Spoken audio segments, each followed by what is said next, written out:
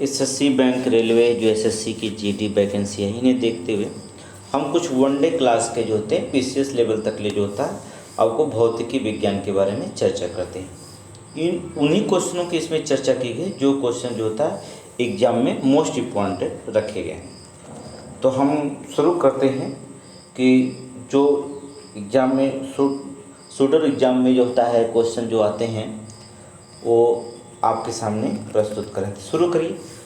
तो मूल एवं व्युत्पन्न राशियां या मात्रक के बारे में हम बताते हैं। मूल मात्रक वे मात्रक होते हैं जो अन्य मात्रकों से स्वतंत्र होते हैं, अर्थात उनको आपस में बदला नहीं जा सकता है। इनकी संख्या 7 बताई गई। इनके अतिरिक्त 2 पूरक या मूल मात्रक होते हैं।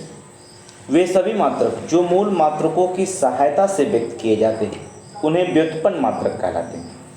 जैसे चाल का मात्रक मीटर प्रति सेकंड, इसमें मीटर और सेकंड 2 मूल मात्रक होते हैं। 7 मूल मात्रक कौन होते हैं? लंबाई, द्रव्यमान, समय, ताप, विद्युत धारा, ज्योति तीव्रता, पदार्थ की मात्रा। जबकि पूरक 2 मूल मात्रक कौन है? तली कोण जिसका मात्रक रेडियंस होता है, घन कोण जिसका मात्रक होता है स्टेरेडियंस। तो लंबाई राशियाँ जो मूल राशियाँ होती हैं इनके लंबाई का जो मूल मात्रक होता है वो आपका मीटर होता है, द्रव्यमान का किलोग्राम होता है, समय का सेकंड होता है, ताप का केल्विन होता है, विद्युत धारा का एम्पियर, ज्योति तीव्रता का कैंडिला, पदार्थ की मात्रा मोल कहलाती है। सीजीएस पद्धति में लंबाई, द्रव्यमान एवं समय को मात्रक क्रमशः सेंटीमीटर, ग्राम, सेकंड में हैं। इसे फ्रेंच या मीट्रिक पद्धति भी कहते हैं। एमकेएस पद्धति में लंबाई, द्रव्यमान एवं समय के मात्रक क्रमशः मीटर, किलोग्राम एवं सेकंड में। एफपीएस पद्धति में लंबाई, द्रव्यमान एवं समय के मात्रक क्रमशः फुट, पाउंड एवं सेकंड हैं। इसे ब्रिटिश पद्धति भी कहते हैं। प्रकाश वर्ष दूरी का मात्रक है। एक प्रकाश वर्ष दूरी जो मापने की सबसे बड़ी इकाई होती है वो पार्सेक कहलाती है। एक पार्सेक बराबर होता है 3.26 प्रकाश वर्ष बराबर 3.08 × 10⁻16 मीटर होता है। समुद्री जहाज की गति मापने का मात्रक नाट है। एक नाट में जो होता है 1852 मीटर प्रति घंटा होता है। जबकि नाटिकल मील है समुद्री दूरी मापने की मात्रक है। एक नाटिकल मील में 1852 मीटर होता है। एक सेंटीमीटर जो होता है सेंटीमीटर इकाई में 0.39 गुणा करने पर इंच प्राप्त होता है। 1 सेंटीमीटर बराबर 0.39 इंच होता है। मेगावाट बिजली नापने की इकाई है जो विद्युत उत्पादन केंद्र में उत्पन्न की जाती है। 1 मेगावाट 10⁻6 मिलियन वाट के बराबर होता है। क्यूसेक जल की प्रवाह की दर को मापने की इकाई है। वायुमंडल में ओजोन परत की मोटाई डॉप्सन में मापी जाती है। एक डॉप्सन इकाई मानक दाब पर 10 माइक्रोमीटर ओजोन परत को व्यक्त करती है। एक डॉप्सन इकाई 2.69 × 10⁻20 ओजोन अणुप्रत वर्ग मीटर के समतुल्य होती है। मात्रक, मापक और यंत्र एवं पैमाने के बारे में हम आपको बताते हैं। समुद्र के भीतर छिपी हुई वस्तु पनडुब्बी अथवा आइस वर्ग का पता लगाने के लिए सोनार का प्रयोग किया जाता है। सोनार का पूर्ण रूप है साउंड नेविगेशन एंड रैंगिंग। इसमें प्राश्रव्य तरंगों को समुद्र के भीतर भेजा जाता है। परावर्तित होकर लौटने पर तरंगे से वस्तु की स्थिति का पता लगाते हैं। आइडियोमीटर द्वारा ध्वनि की तीव्रता का मापन किया जाता है, जबकि एनेमोमीटर द्वारा वायु के वेग की माप की जाती है। क्रोनोमीटर एक ऐसा उपकरण है जो तापमान, आर्द्रता, वायुदाब आदि में परिवर्तन होने के बावजूद समय का पूर्ण परिशुद्धता के साथ मापन करता है। टाइक्योमीटर एक प्रकार का सर्वेक्षण उपकरण है जिसे क्षैतिज दूरियों, लंबवत उन्नयनों एवं दिशाओं में त्वरित मापन हेतु डिजाइन किया गया है। पायरोमीटर एक विकिरण उत्ताप मापी की सहायता से अत्यधिक उच्च तापों की माप की जाती है। यह तापमापी स्टीफन के नियम पर आधारित है, जिनके अनुसार उच्च ताप पर किसी वस्तु से उत्सर्जित विकिरण की मात्रा इसके परम ताप के चतुर्थ घात के अनुक्रमानुपाती होता है। इसकी सहायता से दूर की वस्तुओं, सूर्य आदि ताप का मापन किया जाता है। इस तापमापी से लगभग 800 डिग्री सेल्सियस से नीचे का ताप नहीं मापते हैं, क्योंकि इसमें कम ताप पर वस्तुएं ऊष्मीय विकिरण का उत्सर्जन नहीं करती हैं। राडार क्या है? Radio detection and ragging. यह वस्तुओं की पता लगाने वाली एक प्रणाली है जो सूक्ष्म तरंगों का उपयोग करती है। इसके द्वारा रेडियो के तरंगों के माध्यम से दूर की वस्तुओं की स्थिति, ऊंचाई, दिशा या गति ज्ञात की जाती है। अब हम बात करते हैं यांत्रिक में हम बताते हैं द्रव्यमान, बल, त्वरण, कार्य, ऊर्जा, संवेग या गति के बारे में। वह प्रतिक्रिया बल जो परिमाण में अवकेंद्री बल के बराबर होता है, परंतु जिसकी दिशा अवकेंद्री बल के विपरीत अर्थात केंद्र की बाहर होती है, वह जो होती है अपकेंद्री बल कहलाता है। कपड़ा साफ करने की मशीन, दूध से मक्खन निकालने की मशीन आदि अपकेंद्री बल के सिद्धांत पर कार्य करते हैं। वे राशियां जिनको व्यक्त करने के लिए दिशा और परिणाम दोनों की आवश्यकताएं होती हैं, सदिश राशियां कहलाती हैं। जिन राशियों को व्यक्त करने के लिए केवल परिणाम की आवश्यकता होती है, अर्थात दिशा की नहीं, उन्हें अदिश राशि कहते हैं। बल, वेग, विस्थापन, त्वरण, संवेग, आवेग आदि सदिश राशियां हैं, जबकि दूरी, चाल, आयतन, द्रव्यमान आदि अदिश राशियां हैं। न्यूटन के गति के प्रथम नियम के अनुसार यदि कोई वस्तु विरामा अवस्था में है या एक सरल रेखा में समान वेग से गतिशील है, तो उसकी विरामावस्था या समान गति की अवस्था में परिवर्तन तभी होता है जब उस पर कोई बाह्य बल लगाया जाता है। इसे जड़त्व का नियम भी कहते हैं।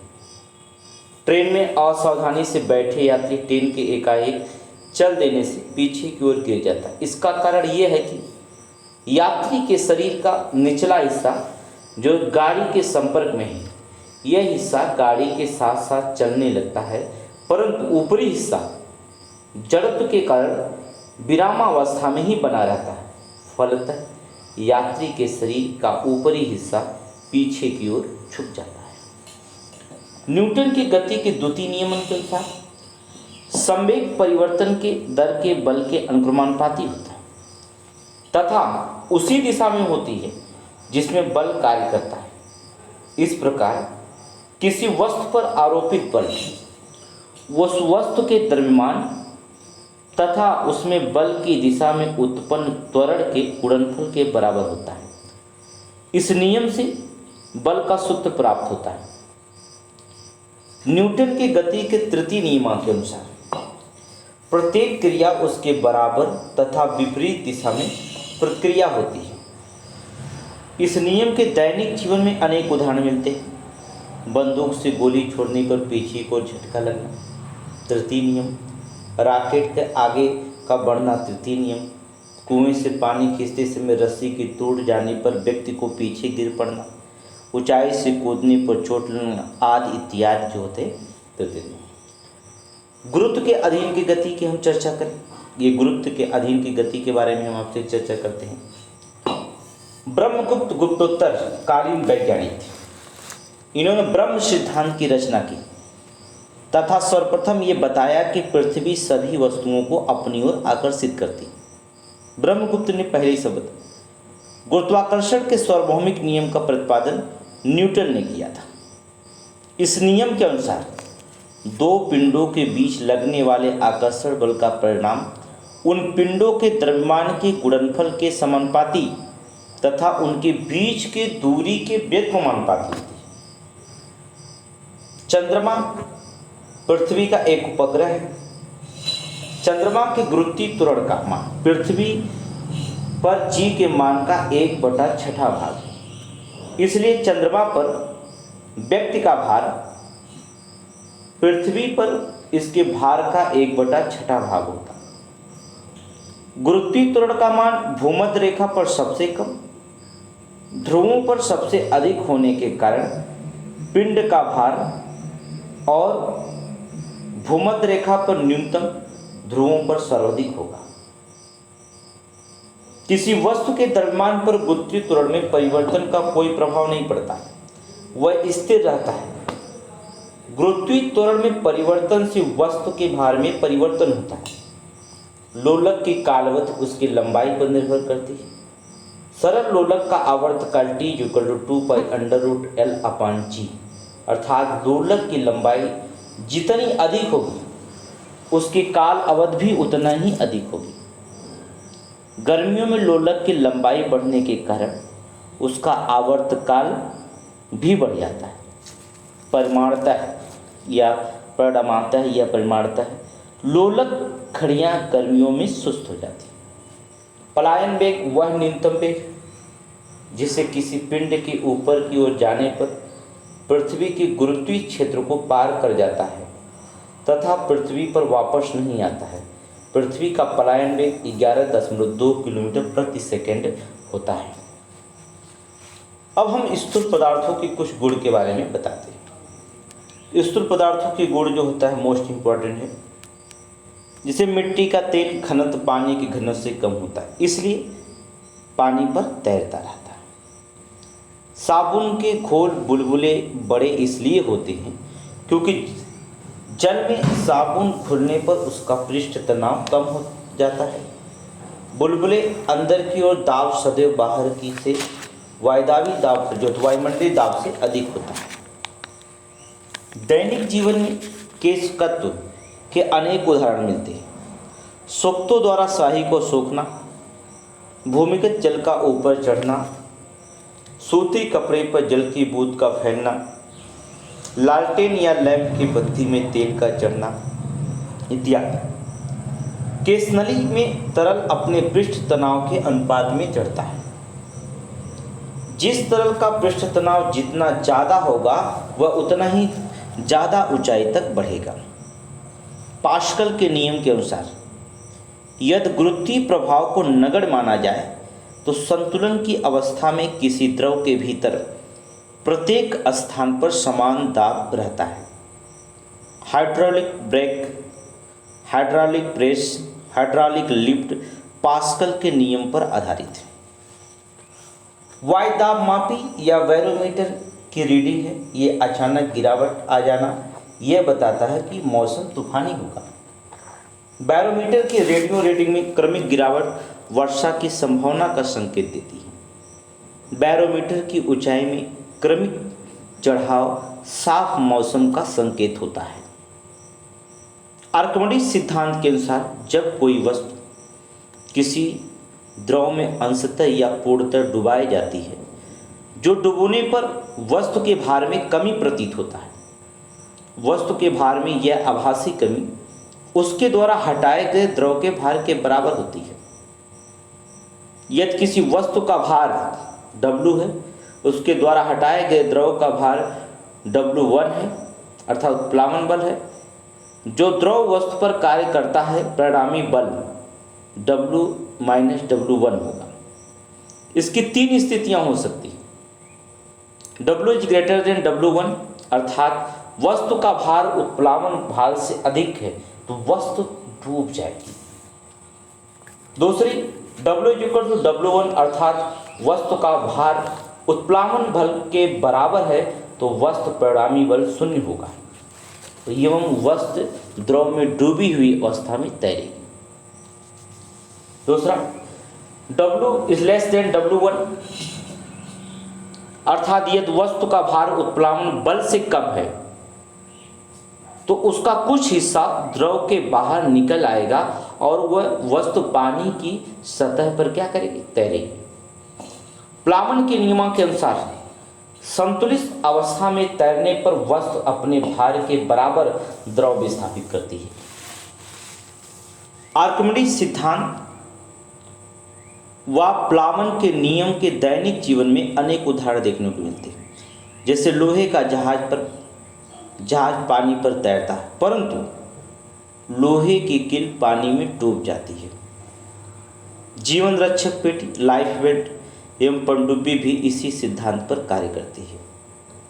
लोहे का गोला पारद में तैरता है किंतु पानी में डूब जाता है। इसका कारण यह है कि पारद का अपेक्षित घनत्व लोहे के अपेक्षित घनत्व से अधिक होता है, जबकि पानी का लोहे से कम होता है।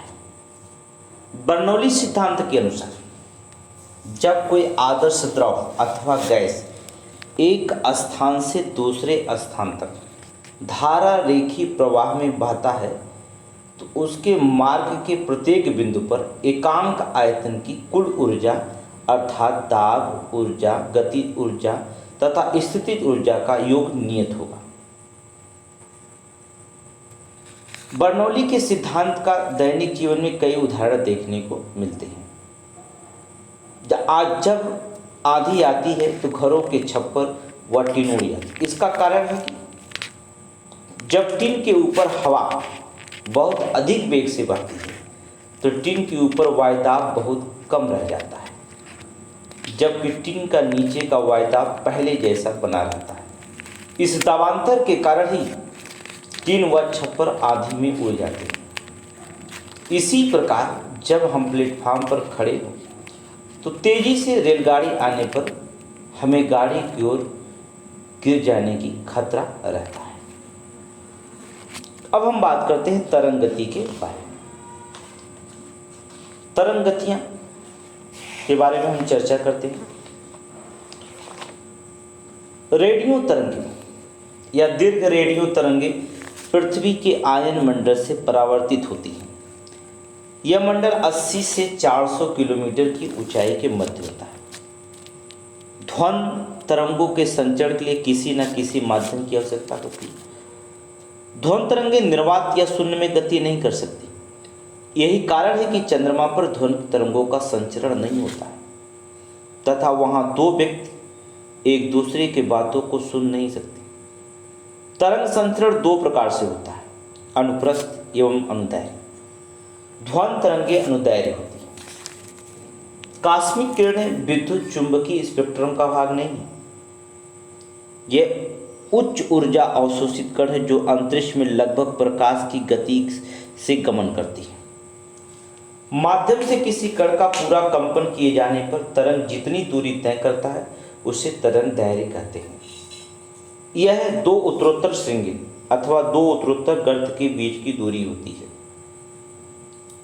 क्रिस्टलकी या मणि विज्ञान एक प्रायोगिक विज्ञान है जिसमें क्रिस्टलों के परमाणुओं का विन्यास का अध्ययन किया जाता है। यक्स किरणें के विवर्तन द्वारा क्रिस्टलों की संरचना का अध्ययन किया जाता है। आवर्त तरंग विद्युत चुंबकीय तरंगों का एक प्रकार है। इनकी तरंग दैर्घ्य दृश्य प्रकाश से अधिक होती है। इसका प्रयोग लक्ष्य ढूंढने, निरीक्षण, रात दृष्टि आदि के लिए सैनिकों द्वारा किया जाता है। एक्स किरण एक प्रकार का विद्युत चुंबकीय विकिरण है। यह चिकित्सा में आंतों के रोगों के निदान के लिए प्रयोग की जाती है। सीटी स्कैन, कंप्यूटेड टोमोग्राफी विशेष प्रकार का एक एक्सरे परीक्षण है। इसके द्वारा शरीर के अंदरूनी अंगों को देखा एवं रोगों का पता लगाया जाता है। ध्वनि तरंगे ठोस, द्रव तथा गैस तीनों माध्यम में चल सकती हैं। ध्वनि तरंगों का वेग ठोस में अधिकतम, द्रव में उससे कम तथा गैस में न्यूनतम होता है। हवा में ध्वनि का वेग 332 मीटर प्रति सेकंड, जल में 1400 मीटर प्रति सेकंड, लोहे में। एक्स किरण एक प्रकार का विद्युत चुंबकीय विकिरण है। यह चिकित्सकों के आंतों के रोगों के निदान के लिए प्रयोग की जाती है। सीटी स्कैन, कंप्यूटेड टोमोग्राफी विशेष प्रकार की एक्सरे का परीक्षण। इसके द्वारा शरीर के अंदरूनी अंगों को देखा या रोगों को पता लगाया जा सकता है। आगे ध्वनि तरंग ठोस, द्रव एवं गैस तीनों माध्यम में चल सकती है। ध्वनि तरंगों को ठोसों में चाल हमने आपको बता दिया। ध्वनि तरंगे तीन प्रकार की होती है। श्रव्य तरंगे जिनकी आवृत्ति 20 हर्ट्ज से 20,000 हर्ट्ज तक होती है।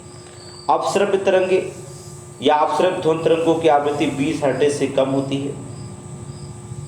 अप्रश्रव्य तरंगों की आवृत्ति 20,000 हर्ट्ज से अधिक होती है और मनुष्य की श्रवण क्षमता से परे होती है। प्राश्रव्य तरंगों को सबसे पहले गाल्टन ने एक सीटी द्वारा उत्पन्न किया था।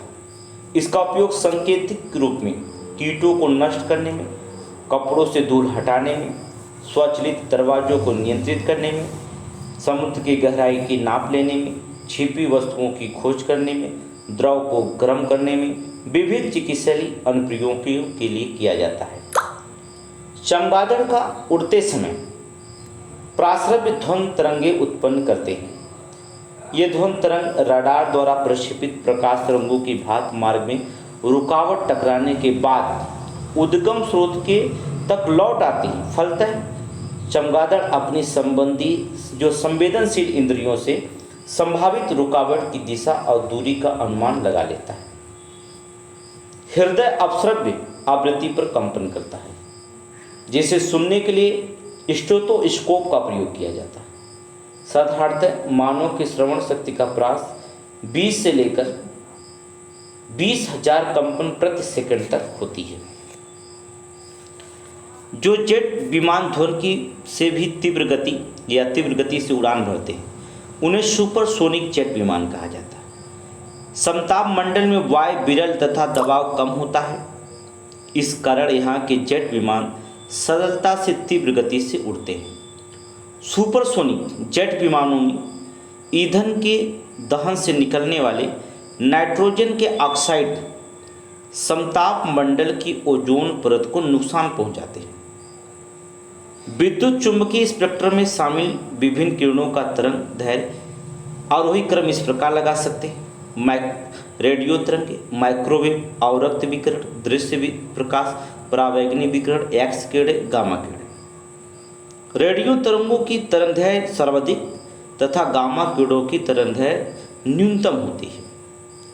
एनालॉग टेलीविजन प्रसारण में वीडियो संकेतों को प्रेषित करने की तकनीक है आयाम मॉडुलन, जबकि श्रव्य संकेतों को प्रेषित करने की तकनीक है आवृत्ति मॉडुलन। जब किसी बंद हाल में ध्वनि उत्पन्न की जाती है तो हाल की दीवारों तथा छत में क्रमिक परिवर्तन के फलस्वरूप स्रोत के बंद हो जाने पर हाल में कुछ समय तक ध्वनि बनी रहती है।